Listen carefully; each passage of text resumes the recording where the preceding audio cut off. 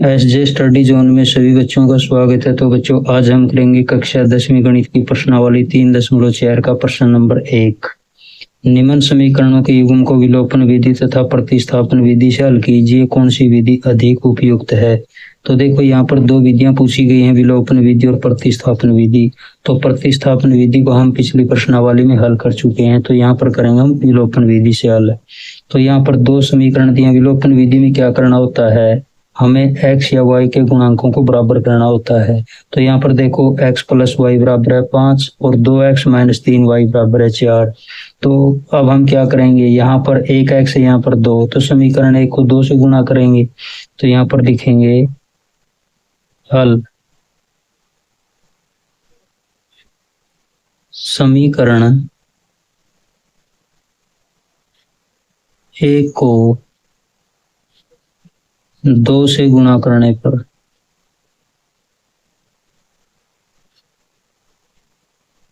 तो इसको 2 से गुणा करेंगे समीकरण 1 को। तो समीकरण 1 क्या दिया हुआ है, x प्लस वाई बराबर है 5। तो यहाँ पर अब हमें क्या करना है, इसकी 2 से गुणा करनी है। तो 2 से गुणा करने पर कितना आएगा, 2x, 2 की ओर x की गुणा, फिर 2 की ओर y की गुणा 2y, और 2 की ओर 5 की गुणा 2 पंजे 10। इसको बना लेते हैं समीकरण 3। तो देखो, यहाँ पर ये हमारा समीकरण 3 और ये हमारा समीकरण 2।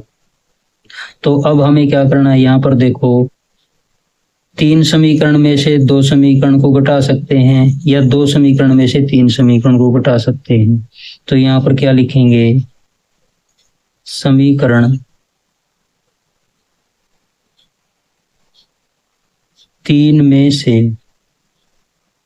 समीकरण 3 में से समीकरण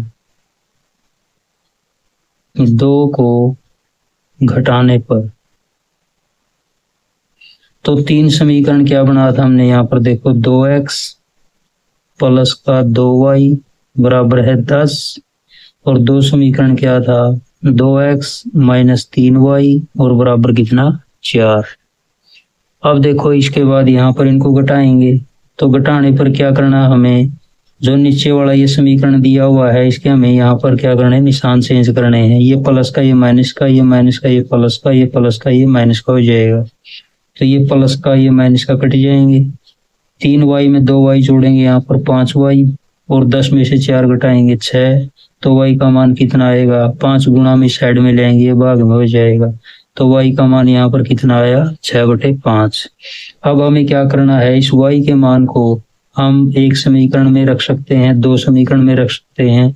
तो यहाँ पर क्या लिखेंगे, y का मान समीकरण 1 में रखने पर, तो समीकरण 1 में रखेंगे। तो एक समीकरण क्या दिया हुआ है, x प्लस वाई बराबर है 5। तो y का मान 6/5 रखना है। तो यहाँ पर लिखेंगे x प्लस इस y के स्थान पर 6/5 और बराबर कितना लिखेंगे, 5।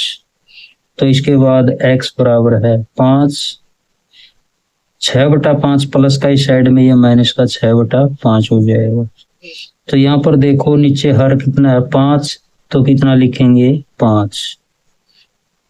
तो 5 की 5 के साथ गुणा 25, 5 को 5 से भाग करेंगे, 1 की और 6 की गुणा यहाँ पर 6। तो 25 में से 6 घटाएंगे, 19/5। तो हमारा ये आ गया x का मान। तो यहाँ पर देखो, हमारे 2 मान आ गए, यहाँ पर x का और y का। तो x का मान यहाँ पर कितना आया, 19/5, और y का मान कितना आया, 6/5। तो ये हमारा राइट आंसर हो जाएगा।